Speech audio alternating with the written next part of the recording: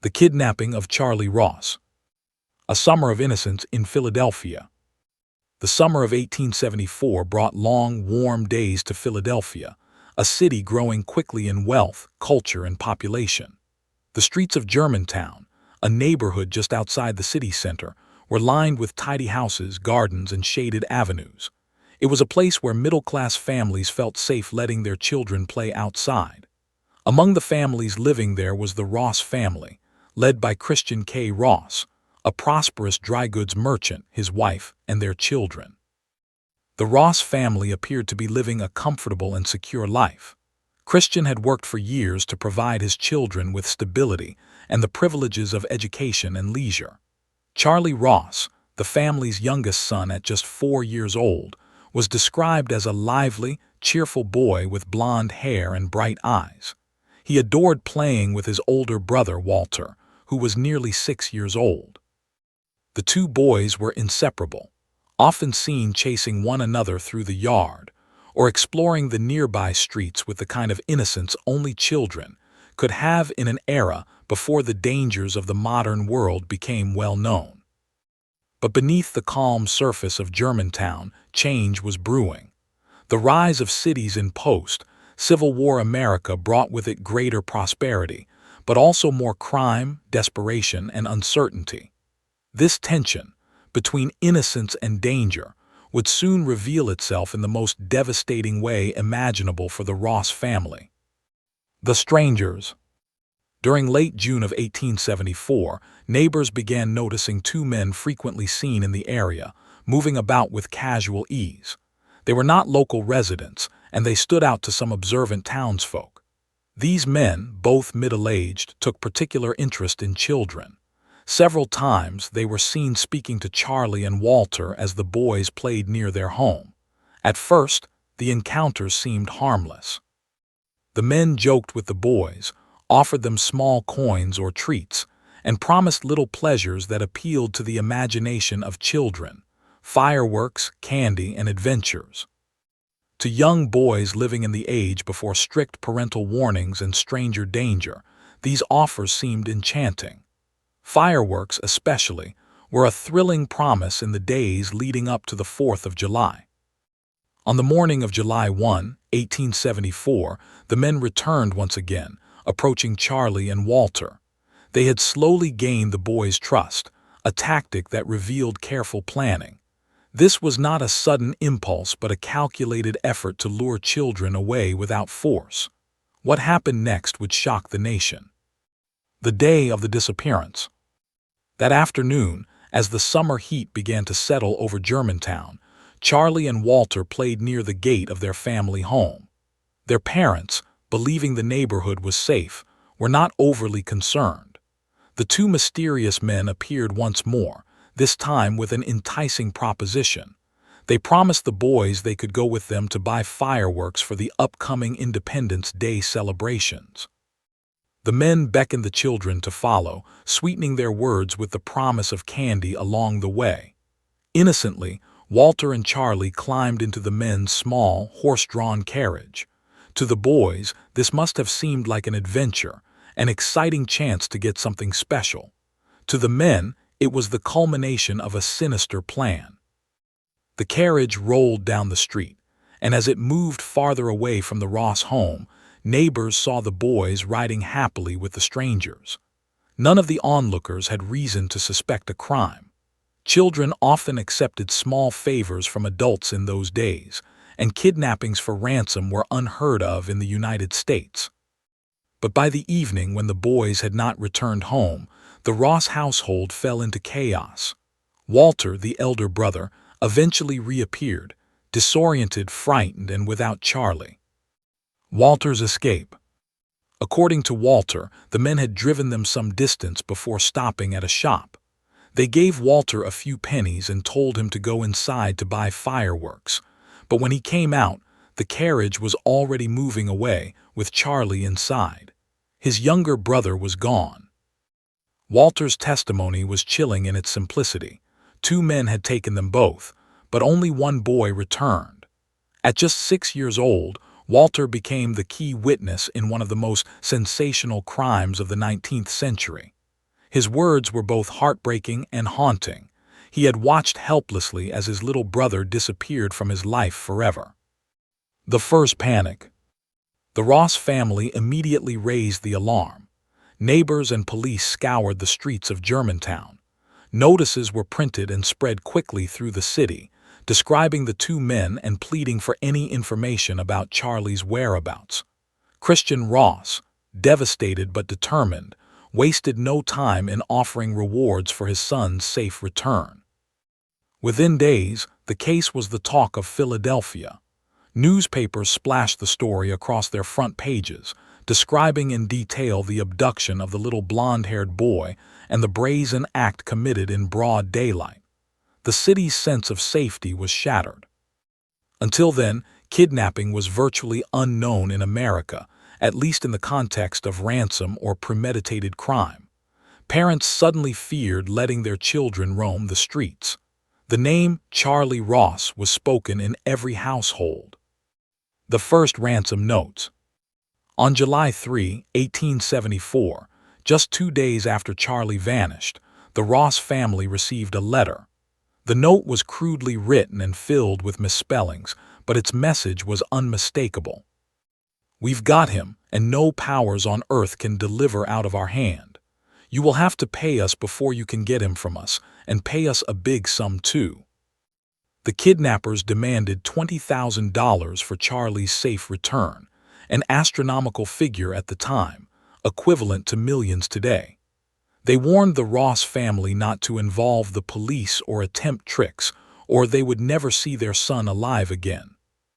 This was unprecedented in American history. Never before had a child been abducted with ransom demands sent to the family. It was a shocking, terrifying innovation in crime. A nation's attention. By the 4th of July, the story had spread beyond Philadelphia, capturing the attention of the entire nation. Across the United States, people read about the plight of the Ross family and the daring criminals who had stolen away an innocent child. The newspapers fanned the flames of both sympathy and fear. Parents clutched their children more tightly. Ministers preached sermons about the dangers of sin and moral decay.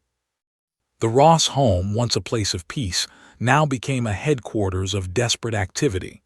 Detectives came and went. Friends and relatives offered comfort, and reporters crowded for updates.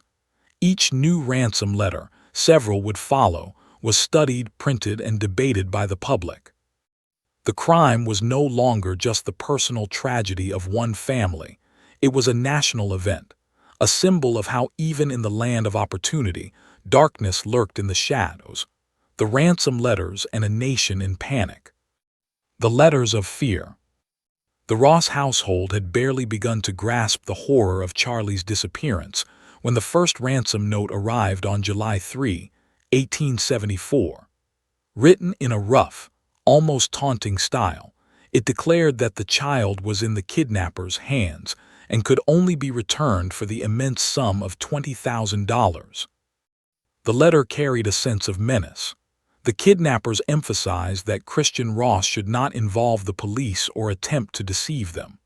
The spelling was erratic, the handwriting unrefined, and the tone chillingly bold. "You will have to pay us before you can get him from us, and pay us a big sum too."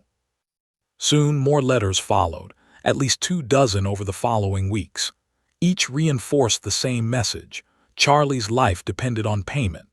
The kidnappers frequently warned against tricks, making it clear they were watching and knew how the Ross family might attempt to trap them. They used threats to maintain control, suggesting that if the ransom was not met, the boy would vanish forever. For Christian Ross, each note was both a lifeline and a dagger. On one hand, the letters meant Charley was alive somewhere. On the other, they demanded an impossible price, one that drained hope as much as it offered it. The enormity of the demand. To understand the cruelty of the kidnappers' demand, one must consider the scale of the ransom. $20,000 in 1874 was a fortune, equivalent to several $1,000,000 in today's terms. Even for a successful businessman like Christian Ross, such a sum was unreachable. He had already suffered financial setbacks before the kidnapping, leaving him unable to even approach the ransom amount. This made the situation all the more desperate. Christian faced the nightmare of every parent, being asked for something he could not provide in exchange for his child's life. The impossibility of meeting the demand left him feeling trapped, helpless, and tormented. Public sympathy and outrage. News of the ransom letters spread like wildfire. Newspapers across the country published them, reprinting the crude handwriting and strange spelling exactly as they were received. The public read them with both fascination and dread. For the first time, Americans were confronted with the idea that a child could be kidnapped for money, and that a family's love could be manipulated by criminals in such a cold-blooded way. Sermons were delivered in churches about the moral decay of society. Politicians expressed outrage. Families across the nation began warning their children not to talk to strangers. In many ways, the case of Charley Ross changed the culture of parenting in America. Until then, children were often free to roam neighborhoods with little supervision. After 1874, fear replaced innocence, and the phrase "never take candy from a stranger" began to echo in households, a phrase directly inspired by Charley's tragedy. The police response. Despite the kidnappers' instructions to avoid law enforcement, the Ross family had no choice but to involve the police. The Philadelphia police force, one of the most respected in the country at the time, mobilized with urgency. Detectives canvassed the city, interviewing witnesses, distributing descriptions, and setting traps in hopes of intercepting the criminals. Walter's testimony was invaluable. He described the two men who had lured him and Charley into the carriage. One was stout, with a rough appearance, the other taller, with sharper features. While Walter's account could not pinpoint names, it gave detectives a starting point. Detectives and even private agencies, including the famed Pinkerton National Detective Agency, were brought in to assist. Still, the kidnappers proved elusive. Their notes contained no return addresses, only vague instructions about possible exchanges that never materialized. A family under siege. For Christian Ross and his wife, Sarah, life became unbearable. Their home was besieged by journalists, police, and neighbors eager for updates. Every knock on the door raised hope and dread in equal measure. Each day without Charley felt like a lifetime.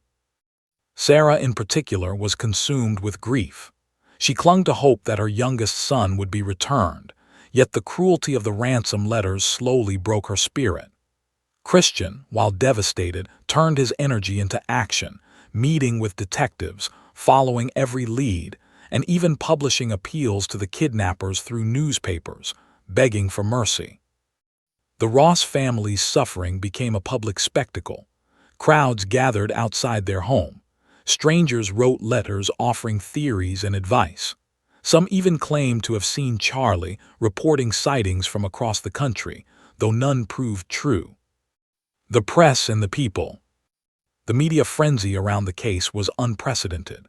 Daily updates appeared in Philadelphia papers, and soon the story spread nationwide. Readers followed every twist with the intensity of a serialized drama. In many ways, the kidnapping of Charley Ross was one of the first media crimes in America, where public attention fueled the investigation as much as the police themselves. But public attention had its drawbacks. With so many eyes on the case, hoaxes multiplied. False ransom letters began arriving from opportunists hoping to profit from the family's despair. Charley's name became so well known that pranksters, swindlers, and fraudsters used it for their own schemes. Each false lead wasted valuable time. Still, the true kidnappers continued sending their own notes, always demanding the same enormous ransom, always mocking the family's inability to pay. A shocking new crime. As the summer dragged on, the trail seemed to grow colder. Then, in December of 1874, 5 months after Charley's disappearance, Philadelphia was rocked by another shocking event. a burglary in which two career criminals were cornered by police. A violent shootout left both men dead. Among the dying words of one of the burglars was a confession linking him to the Charley Ross kidnapping. The names William Mosher and Joseph Douglas suddenly entered the story. These two criminals, already known for theft and burglary, now emerged as the prime suspects in America's first ransom kidnapping. But with their deaths came both revelation and tragedy, for they took with them the greatest secret of all. What had become of little Charley Ross? The suspects, Mosher and Douglas. A burglary turns deadly. In the early hours of December 13, 1874, nearly half a year after Charley Ross vanished, police officers in Brooklyn, New York, were responding to what they thought was a routine burglary. Two men had broken into the home of Judge Charles Van Brunt. The criminals, both seasoned thieves, were in the process of looting when they were interrupted by neighbors and police. What began as a burglary quickly escalated into a violent confrontation. Shots were fired and chaos tore through the darkened house. When the smoke cleared, both burglars lay mortally wounded. Their names soon became public: William Mosher and Joseph Douglas. At first, their deaths seemed unrelated to the Ross kidnapping, but as news of their criminal past spread, suspicions began to swirl. These were not petty criminals. They were hardened men with long histories of crime, men capable of darker deeds. And before the night was over, one of them would confess to something that stunned the nation. A dying confession. As William Mosher lay dying, witnesses claimed he uttered a shocking admission. He and Joseph Douglas had been behind the kidnapping of Charley Ross. The words sent shockwaves through law enforcement and the public. After months of uncertainty, the trail suddenly pointed directly at two known criminals. Mosher reportedly told Judge Van Brunt's brother, who was present at the scene, that Charley's fate was sealed, though he gave no clear details. His dying statement was vague, but it was enough to ignite hope that the mystery might finally be solved. When police began digging into the backgrounds of Mosher and Douglas, connections quickly emerged. Witnesses recalled seeing the pair in Philadelphia around the time of Charley's abduction. Their descriptions matched those given by young Walter Ross, the surviving brother. The stout, rough-looking man and his taller, sharper companion, Walter confirmed they were the very men who had lured him and Charley into the carriage. The suspect histories. Both Mosher and Douglas were well known in criminal circles. William Mosher had been a riverboat pilot, but his life was marred by dishonesty and theft. He was described as coarse, desperate, and willing to engage in nearly any crime to make money. Joseph Douglas was similarly notorious, a man with a reputation for burglary and violence. Together, the two formed a partnership that terrorized households with break-ins and robberies. The idea that these men escalated from burglary to kidnapping for ransom seemed plausible. They were already seasoned criminals, but the promise of a $20,000 payday may have pushed them toward the bold and unprecedented act of abducting a child. Confirmation from Walter. After their deaths, Walter Ross was shown photographs of Mosher and Douglas. Without hesitation, the 6-year-old boy pointed them out as the men who had taken him and Charley. His testimony provided strong evidence that the authorities were now on the right track. But though the men were identified, their deaths meant there was no trial, no interrogation, and no chance to extract the truth about Charley's fate. The most critical question, whether the boy was alive or dead, remained unanswered. The search for proof. Law enforcement poured resources into uncovering more evidence linking Mosher and Douglas to the crime. Detectives scoured their known hideouts, interviewed their families, and searched for any sign of Charley. Yet nothing concrete emerged. No body was found, no secret hiding place revealed, no accomplice willing to speak. The Ross family was left in agonizing limbo. On one hand, they had validation that the men responsible for Charley's abduction were no longer free. On the other, they had no resolution, no closure. Sarah Ross still clung to hope that her boy might be alive somewhere, perhaps left with strangers or hidden away. Public reaction to the suspects. The public seized on the story of Mosher and Douglas with morbid fascination. Newspapers painted them as villains straight out of a dime novel, shadowy figures who stalked innocent children and mocked society with ransom notes. Their deaths were described as a form of poetic justice, though justice itself felt incomplete without answers about Charley. Editorials across the country debated the case. Some insisted that Charley must be dead, claiming the men would never have risked keeping him alive once the ransom was exposed. Others argued that perhaps Charley was hidden with accomplices who might surface someday. Each theory kept the nation hooked on the mystery. The trial that never was. Had Mosher and Douglas lived, they would have faced one of the most sensational trials in American history. Their courtroom confessions, or denials, might have solved the riddle. Instead, the law could only close the book on them without ever truly closing the case. This absence of a trial left a void filled by speculation. Every detail of the burglars' last moments was examined. Witnesses disagreed on the exact words Mosher spoke before dying. Some swore he admitted the crime fully, others believed he was only alluding to it. The ambiguity allowed rumors and myths to grow, feeding the legend of the Charley Ross case. The Ross family's despair. For the Ross family, the revelation brought only partial comfort. Christian Ross now had names, suspects, and a measure of proof that his son had been taken by criminals. But he still lacked what mattered most: Charley himself. In the years that followed, Christian became obsessed with the case. He wrote a detailed book titled The Father's Story of Charley Ross, The Kidnapped Child, in which he recounted every detail of the abduction, the ransom notes, the investigation, and the torment of not knowing. He hoped his account might both preserve Charley's memory and serve as a warning to other families. But for Sarah, the loss was personal and devastating. She faded from public life, consumed by grief and unable to escape the shadow of her youngest son's disappearance. A mystery that would not die. The deaths of Mosher and Douglas provided answers, but not closure. Without a body or a living child, the fate of Charley Ross remained unresolved. This ambiguity gave rise to decades of speculation, imposters, and false hopes that would haunt the Ross family well into the 20th century. The story of Charley Ross had already become more than just a crime. It was a legend, a cautionary tale, and a national obsession. And even though the prime suspects were dead, the case was far from over.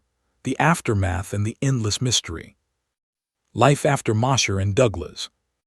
With the deaths of William Mosher and Joseph Douglas, the Ross family was left in a cruel state of half-knowledge. They finally had names for the men who had stolen Charley away, but they had no answers to the questions that mattered most. Where was Charley? Was he alive?